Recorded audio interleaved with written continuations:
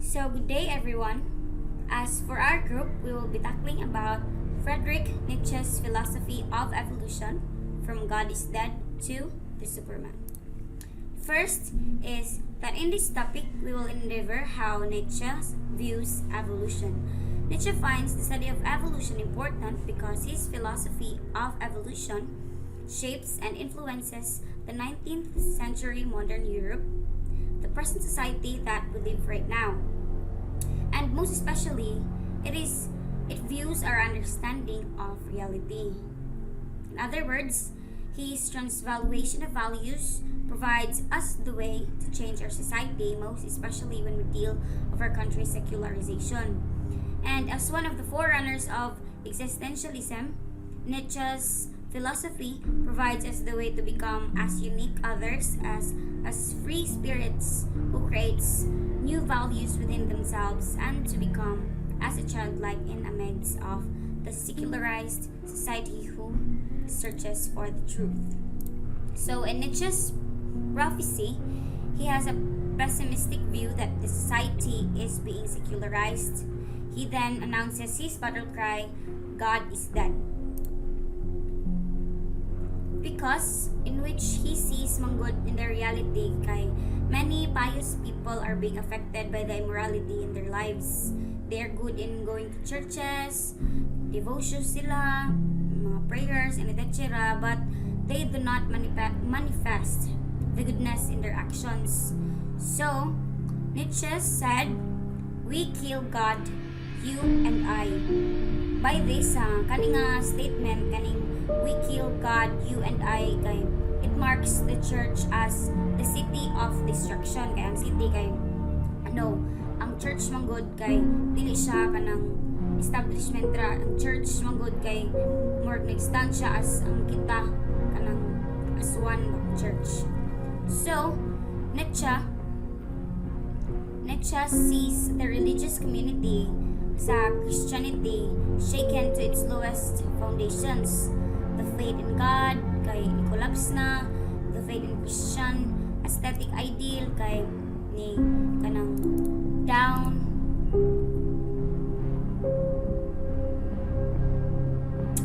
which is like kanang murag nagfight siya sa iyang battle ba ang Christianity. So in Nietzsche's philosophy, he gives us the means to spare the society from total moral decadence. He sees that the society is a world of kanang becoming. He announces the coming of Übermensch, or in other words, kay ang overman. Yeah. Si Nietzsche said sa iyahang ubang writings nga ang kaning overman kay ang meaning ana kay ang earth. Kanang in the end sa kaning first part kay si Zarathustra kay finds the hope for the future when iyan ang giingon nga passage.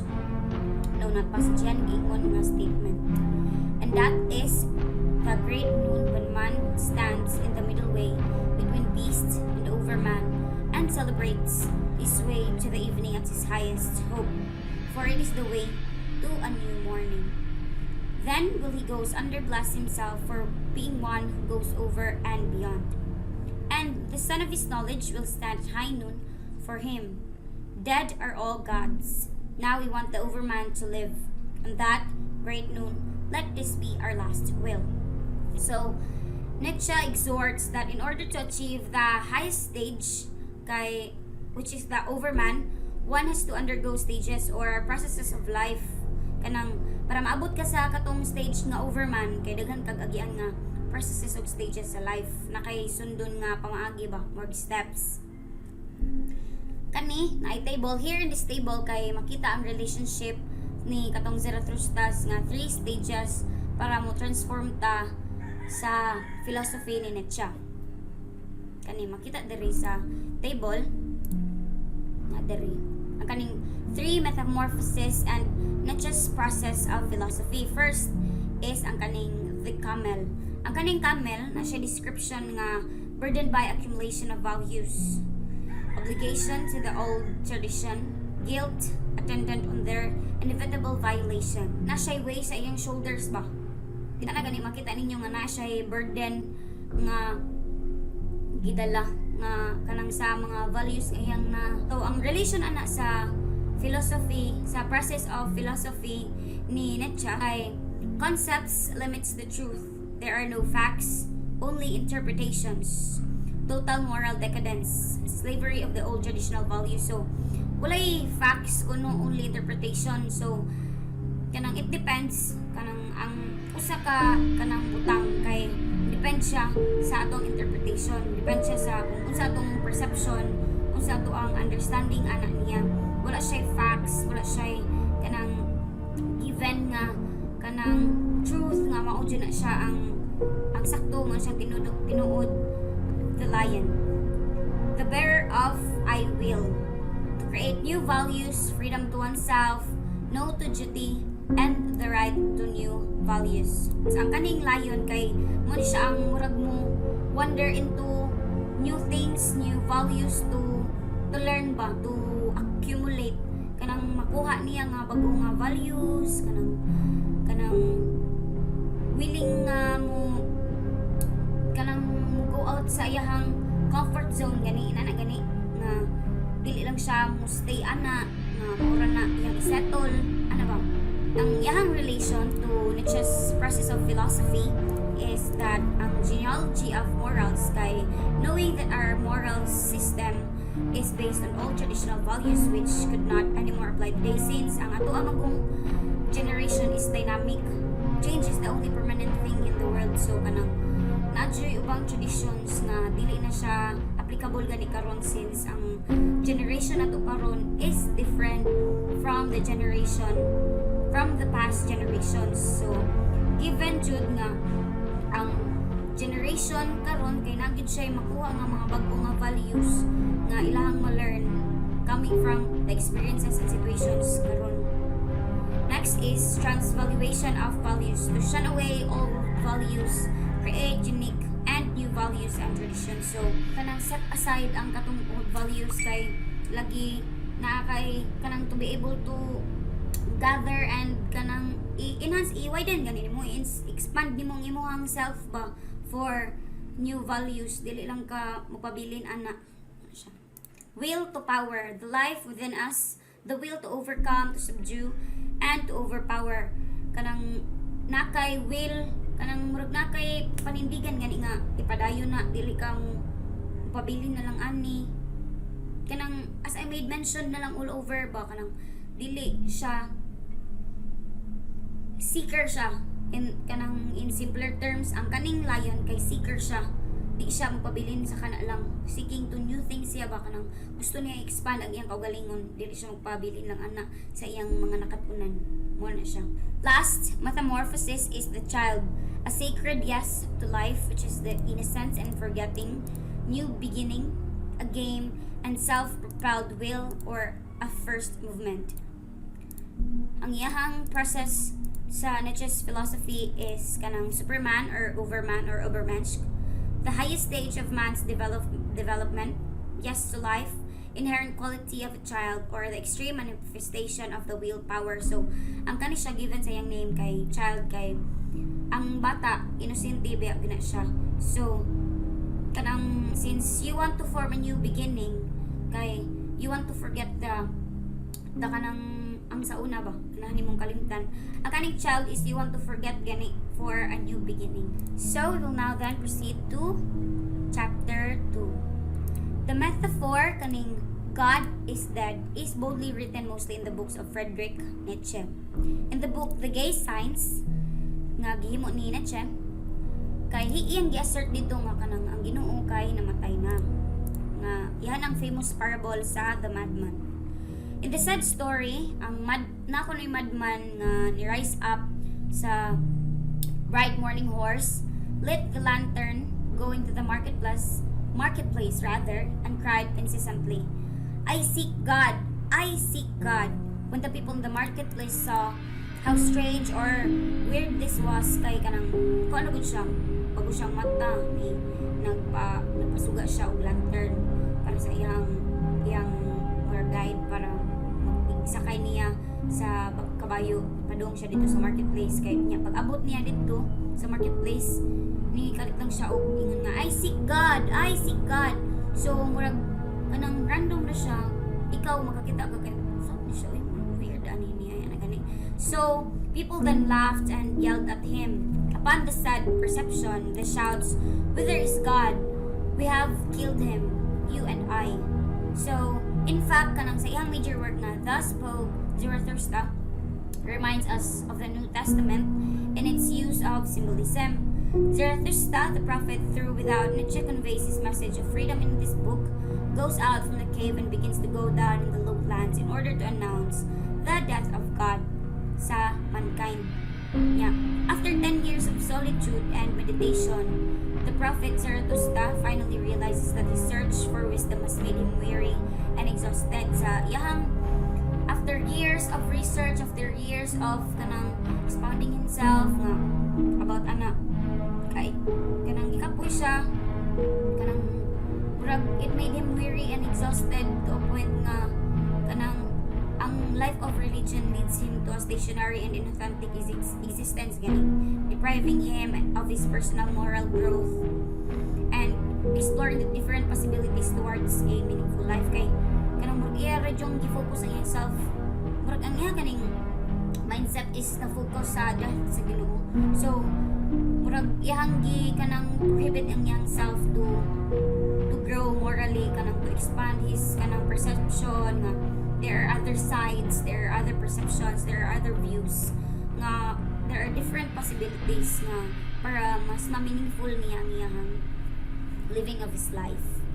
So Nietzsche personifies his anti-theistic standpoint in the character of Zarathustra, whose message is the death of God. So naisa ka person si Mr. Ryan Urbano in his masteral thesis kay iyang gibutang kay Man, ang iyang title rather kay Man in Search of God, an interpretation of Nietzsche's God is Dead. So ang iyang study kay mainly focusing sa kanang unsa iyang na-interpret, unsa iyang understanding regarding Nietzsche's study of Nietzsche's perception, Nietzsche's belief nga God is dead. Stresses that the reason nganong ang rason nganong nakaproclaim si Nietzsche ato kay nganong nakaproclaim siya nga ang Ginoo kay namatay na kay he wants to spare the 19th century of Europe from total decadence. In The Gay Signs, Nietzsche explains that the greatest recent event that God is dead, that belief in the Christian God has become unbelievable, which is already the beginning to cast its shadow on Europe. Either Fredrich Copplestone sa iyahang History of Philosophy Volume 8 implies obviously that the concept of God according to Nietzsche is hostile to life. And this is definitely Nietzsche's challenge, which he expresses with increasing vehemence as time goes on. Nietzsche writes in his book sa iyan pong line book nga The Twilight of the Idols, I quote, from which follows that even that morally is antagonistic to life, and which conceives God as the opposite and the condemnation of life. Of what life? Of what kind of life? But I have already answered this question. It is the valuation of declining, of enfeebled, and of exhausted, and of condemned life. So therefore, the bottom line, ani kay Nietzsche's above statement kang concept sa Ginoo is up, ang concept sa Ginoo up to now kay the greatest objection against existence. What Nietzsche criticizes is that the Christian conceptualize God which is contrary to the reality. In Nietzsche's The Will to Power, kanang iyang gisulat ditong sa usa ka power statement, usa sa mga powerful statements sa The Will to Power niya kay there are no facts, only interpretations. Walay kamatuoran kundi sa imuhan lang nasabdan. Finally and lastly, Nietzsche holds that the religion hinders man to maximize his potentialities of his self-becoming and self-actualization. Just the experience of Zarathustra when he becomes weary and his meditation and solitude for 10 years kanang murag i-shelta niya ba para dili mo grow sa kung usag jud ganit ang religion kuno kay nana kuno to. He finds that it is the waste of time to spend 10 years to seek wisdom without meaning. Consequently, religion leads to meaningless existence and depriving him of his growth and search for the will to truth and power that is in him. Good day everyone, I am Melanie Kibukibo, the reporter of the Chapter 3 and the Chapter 4 of our topic. So Chapter 3, which is the preliminary inquiries for transvaluation of values. In next stage of Nietzsche's process philosophy in the revaluation of transvaluation of values, although Nietzsche is descended through both of his parents from theologians, he made his reputation through a campaign against morality. Nietzsche attacks relentlessly what sees as the decadence and hypocrisy of traditional European morality, a morality that he predicts will inevitably lead to the eclipse of Western civilization. In this case, Nietzsche, as an immoralist, proposed a moral counter-movement. It says that it is my good fortune that after whole millennia of error and confession, I have rediscovered the way that leads to a yes and a no. I teach the no to all that makes weak, that exhausts. I teach yes to all that strengthens, that stores up strength, that justifies the failing strength. So far, one has taught neither the one nor the other. Virtue has been taught, mortification of the self-pity, even the negative of life. All these are the values of exhausted. So, his first inquiry, good and evil, good and bad.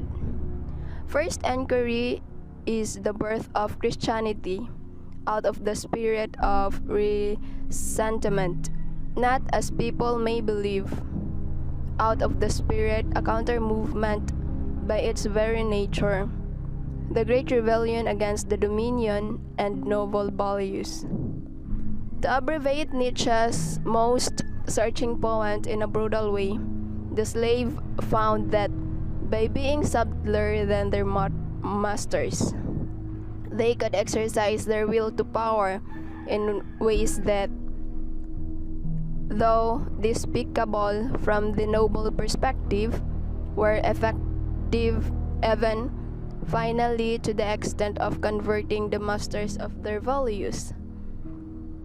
So, when Nietzsche's conception of God is dead, the Christian God is no longer worthy of belief. Through God is dead, God is no longer determines the moral values in man, but man himself becomes nobler if he sets himself as the creator and determiner of his own values. So the chapter 4, the transvaluation of values. So this and the next phase of process philosophy, Nietzsche, the accepted ideals of the Judeo-Christian religion and Greek moral philosophy by describing them as the reversal of the true values. In Thus Spoke Zarathustra, Nietzsche conveys the message in the story when Zarathustra was bitten by a poisonous snake, and Zarathustra related his experience to his disciples. They asked, "What is moral of the story?" Zarathustra replied, "The annihilator of morals, the good and just call me, my story is immoral." So, hello, I'm here to talk about Chapter 5, The Will of Power by Fredrich Nietzsche. So, Zarathustra cardinal teaching is that the will to power, and it mentioned in this chapter in the part 1 called On the 1001 Goals, which recounts how many Zarathustra visited many nations, finding that each needed to esteem, but something different from their neighbor, Nietzsche said, "A tablet the good hangs over people, behold, it is the tablet of their overcomes. It is the voice of their will to power. Praiseworthy is whatever seems and difficult to people whatever seems. Invisible and difficult is called good, and whatever liberates living out the deep is needed. The rarest and the most difficult that they call it holy." So later in the same chapter, the book stresses the connection of power of value, to esteem, to create. Hear this, your creator. Esteeming itself is all esteem things that most estimate, treasure. Pero esteeming alone is there's a value, and without esteeming, an existence would be hollow. So, but in this chapter, Zarathustra says, 1,000 goals has been reached so far, and have been 1,000 peoples only hope for the 1,000 needs is still lacking. Humanity no goal. But if humanity is still lack of gold, humanity itself not still lacking too. And so in the same manner, Nietzsche writes in a clear manifestation of valuing the will to power, when he writes the better clarified in this chapter called oneself overcoming. Zarathustra cites that indeed the truth was not hid by him who shot at in the world the will of existence.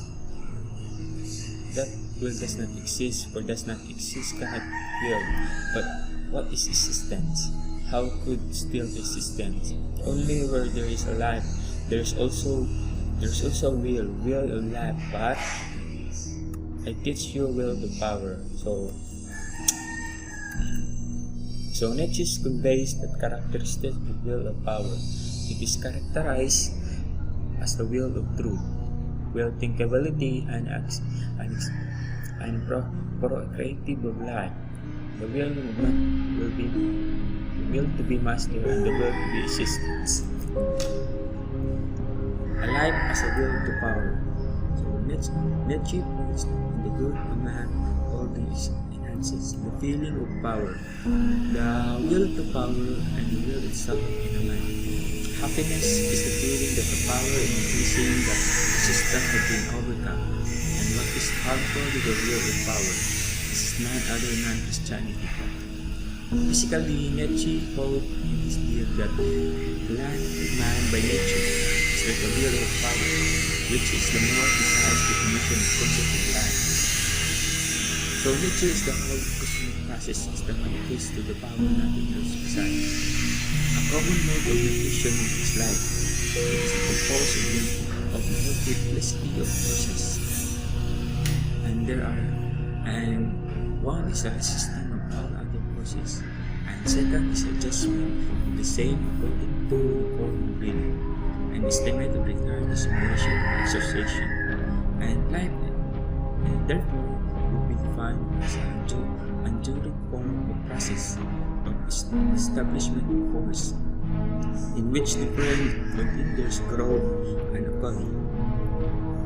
Nietzsche criticized the theory of evolution by Darwin as a passive and mechanical and adaptation of environment. But Nietzsche is the true meaning of evolution is found in the aggressive will of power, dominate the environment, and the strongest higher will to thrive. It does not find expression in miserable struggle of resistance, but the will to war and the will of power and the will overpower. So Nietzsche conveys that there are modalities of will of power, the passive and the active. The passive will of power hinders from moving forward and resistant action. On the other hand, the active will of power reaching out of power. By the active will of power, the nutrition is how to incorporate everything. For creation comes into force, opposing will stop in hands of separation. A new center of organization after struggle of the original will, and the pressure becomes feeling of power. And a feeling of power benefits of hurting others and ways of exercising one power others. That is all one desires in such cases. The way will become dissatisfied with her condition and more hassle and willing to fight against the enemy, our power, even it is a offers our lives, but is a sacrifice and purpose of saving feeling of power. The will of power is will of truth, and Nietzsche in his ambiguous prospect points out that the prepare of transformation of man now shall gather strength. Highest age will come one day.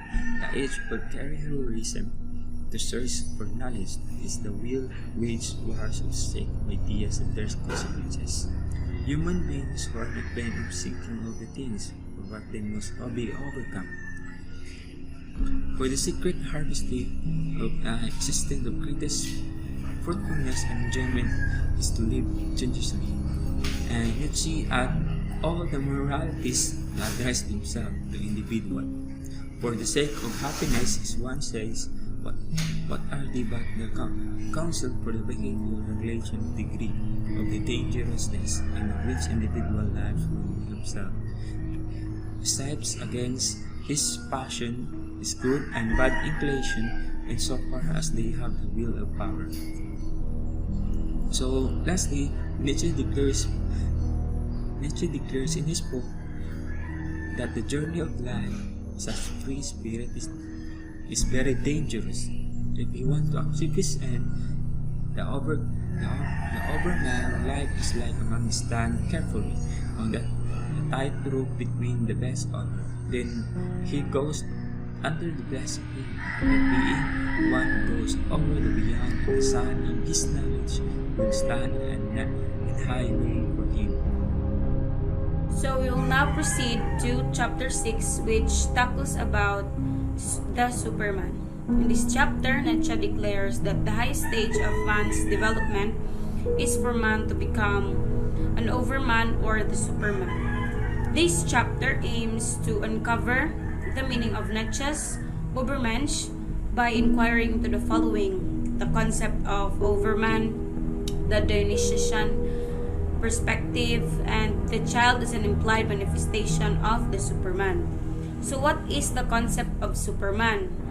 The overman or the Superman plays the central term of Zarathustra's speeches. It begins impressively with Zarathustra's descent from his mountain, and what one might call his Sermon of the Mount is written with genuine inspiration. Zarathustra declares to the people, saying, "Behold, I teach you the overman. The overman is the meaning of the earth. Let, you will say, the overman shall be the meaning of the earth. I beseech you, my brothers, remain faithful to the earth, and do not believe those who speak to you of other worldly hopes." So, naa siya 3 ka major concepts ang gingon ni Zarathustra. There are crude misunderstanding which can be cleared up, such as ang overman kuno kay evolutionary phenomenon. Yeah. Sa kaning idea kay si Nietzsche, declare pod nga ang overman manifest it in the purest, most impressive way as self-overcoming. Essentially, ang overman kay kanang siya ang being nga nag-prepare to kanang moingon og yes sa mga butang nga maabot sa things nga mo come along. So ang overman is the only higher type of man who can safely go beyond good and evil, in the sense nga ang kaning terms kay muber og morality sa resentment. Not humanity, but overman is the goal. So ang goal kay dili ang humanity, pero ang overman, since mo siya ang highest form. But this must not be taken to mean that man will evolve into Superman by an inevitable process. Overman is a myth, a goal for the will. So gi-emphasize pod ni Nietzsche nga ang man kay isa ka murag tight nga rope nga na-stretch between ang murag usa siya ka kanang na-stretch siya sa into becoming the best o into becoming an overman or the Superman. Pero dili siya question nga ang man kay mo evolve into Superman by a process of natural selection. Nietzsche criticizes the theory of evolution ni Charles Darwin nga katong natural selection nga Darwinian process, kay ang rope kuno kay might fall into abyss. Superman cannot come unless superior individuals have the courage to transvalue all the values, to break all the old table values, ang mga sauna nga values, ug especially the Christian tables, and create new values out of their superabundant life and power. Dili kuno ka maabot sa Overman if dili ka willing to go out from unsa imong naandan nga traditional values. So ang new values kuno kay will give new direction and kanang lain nga goal para maabot nimo ang Overman or so-called Superman nga personification. Overman is the outcome rather of man's self-creating values, the annihilator of traditional morals, free spirit, a great manifestation of the will to power, og ang pinakas kanang kapila gibalik-balik mo siya ang highest goal kuno based from Nietzsche. Kay metaphysically, Nietzsche conveys that the Overman is the one who searches the ultimate truth. He alludes that Overman is taken as one place as the Roman Caesar with Christ's soul and Napoleon and Goethe in one. So, sa Dionysian perspective, kay Nietzsche uses the Greek gods, Dionysus and Apollo, to dramatize the relationship between will and reason. In the will to power, he makes a clear distinction of the characteristics of each god. Si Apollo kay ang iyang gisimbolize kang urge to perfect self-sufficiency to the typical individual nga ma-simplify, ma-distinguish ug ma-make strong pagyud ang unambiguousness or ang typical nga kanang freedom under the law. Si Dionysus naman kay sa kanang ang iyang gi-symbolize kay ang urge of unity, kanang reach out beyond personality, the eternal will to procreation, to fruitfulness, to recurrence, o kanang feeling the necessary to unity of creation and destruction ba. Unya sa antithesis ni Nietzsche kay iyang gi-reject ang Apollonian quality of man's development, since ang kani kuno kay mo break sa iyang will to terrible, multifarious, frightful upon will to measure, to simplicity, to submission sa pag-rule sa concept. Nietzsche places this idea to Dionysian perspective, since from the height of joy where man feels himself to be altogether a defied form and self-justification of nature. Consequently, si Dionysus kay para ni Nietzsche kay bag-o nga God nga angay i-praise, since ang ihadong symbol kay mao daw siya ang stream of life, kay mura man siya kanang nag-breakdown sa barriers o kanang imong gi-ignore ang mga restraints ba para makabaw ka, para ma-widen ang imuhang kanang goals, mabag-o ng imong values. So ang Overman kuno kay ni-refer sad siya sa God nga si Dionysus, nga ang symbol ato niya kay spontaneity and creativity in life. So sa pagtudlo ni Zarathustra sa people about anang kanang Overman, kay iyang gi-introduce pod ang kaning tulo ka buok nga metamorphosis. Ang first kay ang kaning camel. Ang camel katong gi-made mention nako ganina kay mao ni siya ang katong modern man burdened by the accumulation of values nga nagbear of obligation sa una nga tradition o guilt attendant sa ilang inevitable violation. So if ang camel kay ibutang talang nga nag-speed up sa desert, kay muilis day siya into a lion, kay gikan anak kay a lion contends with a dragon. So ang kaning dragon kay thou shall, and thus the one who creates and imposes the camel's values, and kanang even ang lion nga dili mabuhat nila. Pero ang creation aning freedom for oneself kay para siya sa new creation. Ang kaning creation of freedom for oneself is a sacred no nga dili siya mo end para lang sa usa ka tawo kay iya mang giserve ang iyang purpose ra. Yang purpose ra man ang iyang giservan.